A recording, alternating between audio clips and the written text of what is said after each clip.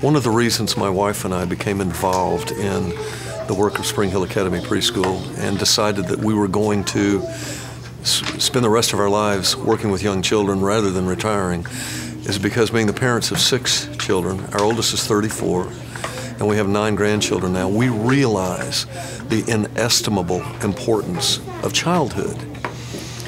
Those early years of learning and character foundation training are just so vitally important. You don't get to do it twice. We get one opportunity to raise our children. And not only the lives of our children hang in the balance, but the lives of their children and how many generations beyond them. What we do here is in part culture building. We realize that we are interacting in the lives of children who will one day not be children, but be adults, who will make decisions that affect the destiny of nations. And so we take very seriously the opportunity that we have. It's a lot of fun, but we take it seriously. And secondly, we take it seriously, and all adults should. If you're a parent, you ought to be just as serious. Jesus warned us, better to hang a millstone around your neck and jump into the ocean and drown than to be a stumbling block to one of these little ones.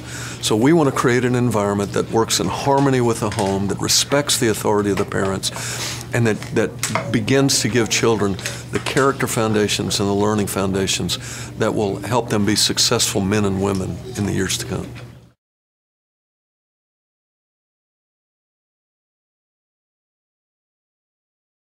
We live in a busy time, inescapably busy. I still have 2 of our 6 children at home. One's about to graduate high school, so we have 1 daughter at home. And all of our lives are complicated, not only by our lifestyles and our work and our family and church commitments and other things, but it's busy. But we can't ever be too busy to remember we don't get a second chance at raising our children. My wife and I are old enough to see where childhood begins and where it ends. We have grown children. We want to somehow impart that perspective and that sense of importance and urgency to parents so that they will embrace the priorities of raising their children now while they have that opportunity. Because there's coming a day when they won't. Their children will be grown. And all that they've done, for better, for worse, for good or for evil, would have been done. And we want to contribute to helping do some good and helping parents raise their children so that in those later days it'll be some happy times for them.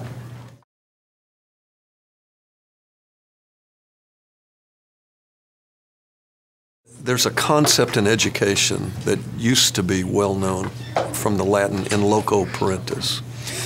It means in the place of the parent. When someone hires a tutor, which is what we are, we're hired teachers, and we're asked to train children educationally, learning to read and other things, and train them in terms of their character, Christian character. Well, that's an important place that we hold. Parents come to us, delegate us the responsibility, and with that, some authority. To the degree that there's harmony and agreement between the home and the school, that's like stereo in the ears of these children. They hear the same kind of things at home that they hear at school every day. And that benefit derives to the child. That benefit is one that's unseen to that child. But it's like my mom used to say, said, son, you're between a rock and a hard place. You just really can't go anywhere. Well, that's where we want these children. Parents need to take seriously the choice of who they're going to hire to be their children's teachers, because they stand in a place of immense influence and importance in the life of their child.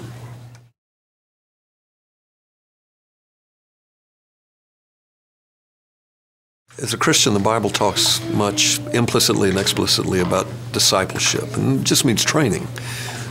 It's not unlike the training that somebody might go through, like when I went to boot camp. You know, you come out of life and you're put somewhere else, and boot camp is a time when you're completely reoriented, your disposition, your actions, reactions, your words, so that in the event that a man or woman in the military find themselves in a life or death situation, they can act instantly by virtue of their training rather than have to think about it. Well, child training isn't unlike that. We want to create a climate, a positive, happy climate of correction and instruction so that over time, children begin to think, speak, act, and react in a particular way, in a way that evidences kindness and shows honor and shows integrity and a love for the truth. Many of these things that they don't even understand yet, but nonetheless they can begin to develop the habits of life and thought that will begin to show forth those kind of character traits in their lives.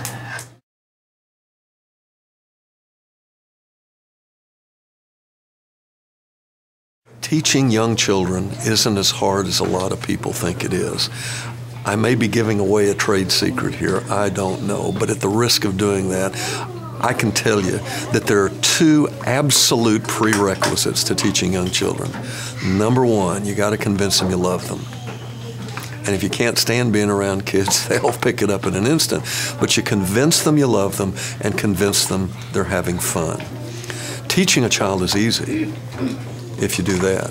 And it's easy because God has put into the breast of that child a natural, innate enthusiasm and excitement about learning. I mean, the world is just opening up to them. Everything is new to them. There are new experiences, new ideas, new things to learn that they've never known before. And so for the adult, the challenge is to keep it exciting. But again, you got to convince them you love them.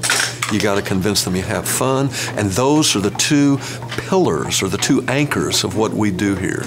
Everything revolves around those two things here, convincing these children that we genuinely care about them and convincing them that they have fun so that we can shape their character and instruct their mind.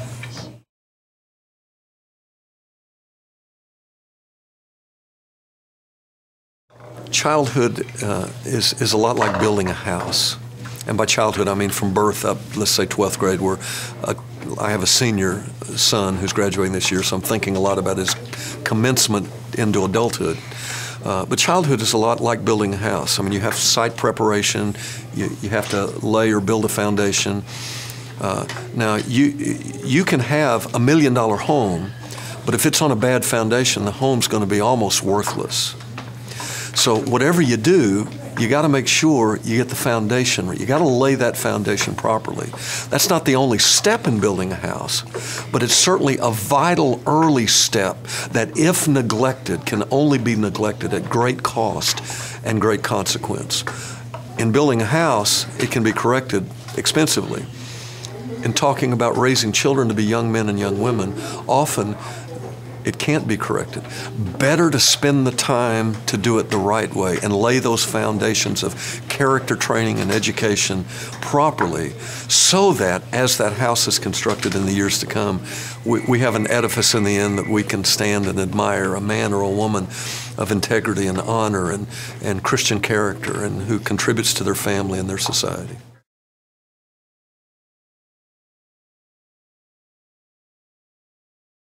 Our preschool competes in an environment with other preschools and daycares. I characterize our program this way. Many parents have no choice, single parents especially, but both parents who work outside the home. We live in a community here in Spring Hill where there's a lot of people who don't have family near to them, don't know many folks. And so they're in a position where they've got to find someone to assist them in the raising of their child, such as Spring Hill Academy Preschool. And it's not an inexpensive proposition, and I recognize that. And that's why it's important that parents give serious consideration where they're going to spend those dollars. They've got to do it. Get the most for what you can get. You can take daycare, which I just characterize as play care, and the children may be entertained, may learn a little bit, sometimes nothing at all, except how to bite, hit, and not be very nice, versus our program, which I consider school care. Now, we are a preschool. We're a school. But we have daycare hours, and the reason we do, because we recognize the number of parents who are in a situation that have to work outside the home. So we provide before school care and after school care, no additional charge. It's all included in the part of our tuition. And the program that we give is a real learning program. Not only do we seek to teach children to read, but to teach them just anything else we can. numbers, months of the year, days of the week. We do memorization of Scripture, memorization of poems, songs, nursery rhymes, just everything that you can, because these children have been made by God to learn a lot of things. So if you're going to spend the money, and you have no choice but to spend the money and ask someone to stand alongside of you and assist you with the training of your child, make sure you put them in a program that not only is seeking to affect their character in a positive way, but affect their learning in a positive way as well.